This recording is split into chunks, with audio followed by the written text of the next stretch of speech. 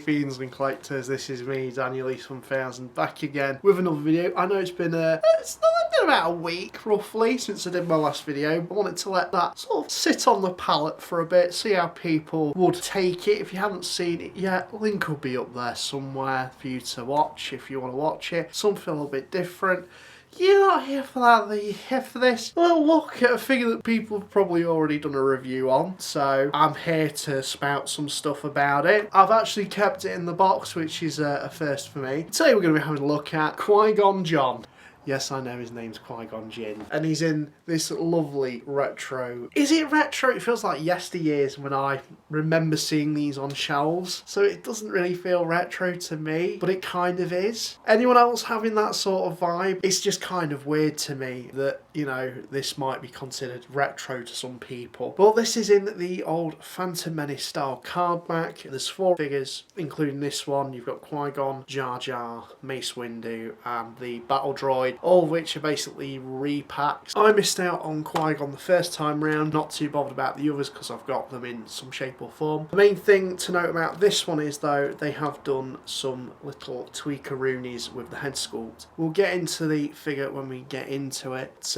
Yeah, this line of figures is really cool. This is probably the only one I'm going to get from the line. And I have to say the packaging is lovely. You've got that 50th anniversary of a Lucasfilm logo just at the bottom there. Picture of Liam Neeson or Qui-Gon Jinn just there as well. You've got the warning label there, Hasbro, Star Wars Episode 1. The original card backs for Phantom Menace was sort of like the first time Hasbro had their full helm on a movie toy line release for Star Wars, which is a cool thing to note, I suppose, and it's a bit of a homage to that, this is. So that goes towards the 50th anniversaries of Lucasfilm Limited. Very, very foil and shiny card, similar to the San Diego Comic-Con Obi-Wan and Darth Maul figures that got released for San Diego Comic-Con a couple of years back. Really wish they did them as a reissue as well, so people could get that Obi-Wan to go with this Qui-Gon, because I stupidly didn't pick that figure up, and I'm really kicking myself for not doing that now. But nonetheless, if we look on the side of the packaging, nothing really going on there. On the back, you've got a bit of a Lucasfilm timeline,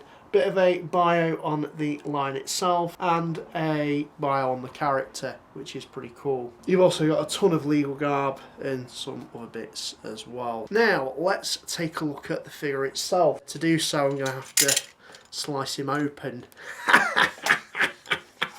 Oh, careful now. Now, it's always responsible to cut away from yourself. This is going to end badly, I can tell you. A little bit dangerous. Right, here we go. I'm pretty much... No, I'm not.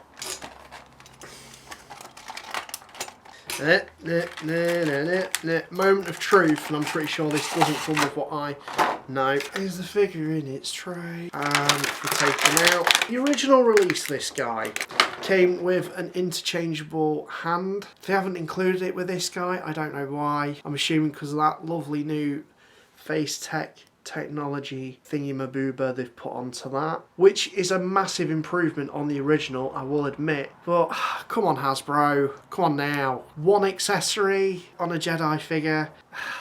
Think outside the box. Do something a little bit more. A little bit more. You could have given him a poncho. You could have given him the little midi-chlorian thingy that you can hold. The hand that you made previously, so you can have an interchangeable hand. That's my only qualm with Jedi figures. They don't put really that much effort in terms of accessories. It's just like, yeah, lightsaber or maybe a cloak. Give us something, just a little scene specific thing. I don't know, it's not hard. It's only a small bit of plastic you'd have to create to go with a somewhat basic figures. I don't like saying that because it's like really nice and it's not basic, but accessories for me just sometimes elevate figures that much more. What I do have to say though is the weathering on this guy. Ooh, chef's kiss, that's nice. It's kind of got like a rugged, sandy, dirty look to his robes. If we just look round. I mean, Hasbro's killing it with this face technology thing they've got going. That's really nice. We've got his lightsaber as well, which is quite well detailed as far as lightsabers goes. I'll have him hold that. The cool thing about the lightsaber is though, and this is something that Hasbro's not really been doing with some of the more recent Jedi, is the fact that if we take that out of his hand, it comes with a little peggy poo, if I can get this camera to focus. So it's got a little peg there. As always with lightsabers, you can pop them out. And if you take the lightsaber hilt, you can peg it into the little hole on his belt just there. So that's quite swish. And you can have him with it like that. It's, as far as the figure goes, it's like a standard Jedi figure. It's Qui-Gon Jinn. What's not to like about it, other than it could have definitely come with more accessories? I don't want to be overly negative. It's a really good figure, but I can't be like overtly gushy about it because it's just lacking a couple of things that would just elevate it. In terms of articulation though, can't really grumble at that. He's got a ball jointed head on a ball hinge. It's a bit limited though, obviously, because of the hair and how that's moulded. He's got ball jointed shoulders, ball jointed elbows, ball jointed wrists, I do believe. Yeah, ball jointed wrists, ball jointed torso. It's a little bit hindered, the torso, just because of the robes and stuff. Ball jointed hips, swivel double hinged knees, ball jointed ankles with a rocker joint. So you can get this guy in some really, really great poses. Give me a minute, I'll demonstrate it to you. I need to put his lightsaber back together. So make him have the classic proper Qui-Gon pose, which is a bit more Stutely and Jedi-ly. That's not right, I don't like that. So there's Qui-Gon with his lightsaber drawn like so. Yeah, I dig him, I dig him.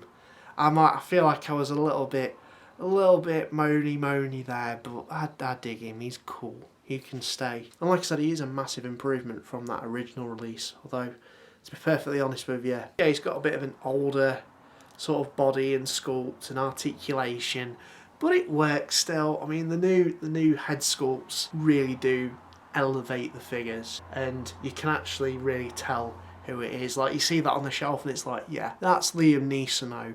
He will find you and he will kill you. Not same film, but I couldn't really think of a Qui-Gon Jinn quote to put here. So that's Qui-Gon Jinn. I don't really know what to say other than that, other than he's a typical Jedi figure. That's the message here, Hasbro. That's the takeaway. Give your Jedi figures something to make them a bit more anything other than just a lightsaber. That's me. That was a weird one. I feel like it was a bit ranty and rambly, but we'll go with it. We'll get this up online, see what you guys think. Let me know what you think in the comments down below. And this is me, Daniel East 1000, signing out. Thank you very much for watching.